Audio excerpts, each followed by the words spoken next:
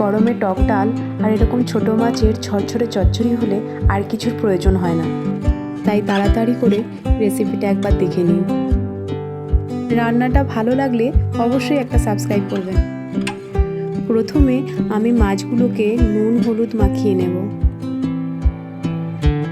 এরপর কড়াইতে তেল গরম করে এতে মাছগুলো দিয়ে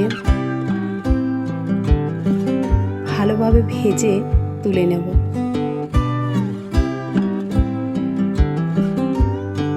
এরপর তেলে জিরে ফোড়ন দিয়ে পেঁয়াজ কুচিগুলো দিয়ে দেব। এরপর এক এক করে টমেটো,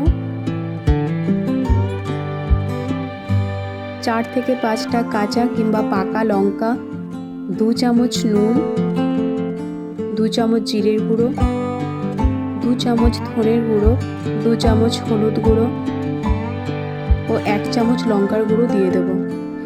মশলাটা হালকা কষে নিয়ে দিয়ে দেব আগে থেকে নুন হলুদ দিয়ে জল ছড়িয়ে রাখা আলু ও বেগুনগুলো।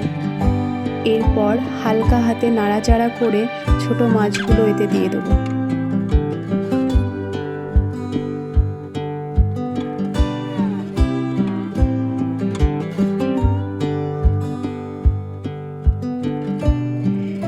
এরপর সবজিটা ভালোভাবে ফ্রাই হয়ে এলে এতে ধনেপাতা ছড়িয়ে নামিয়ে নেব।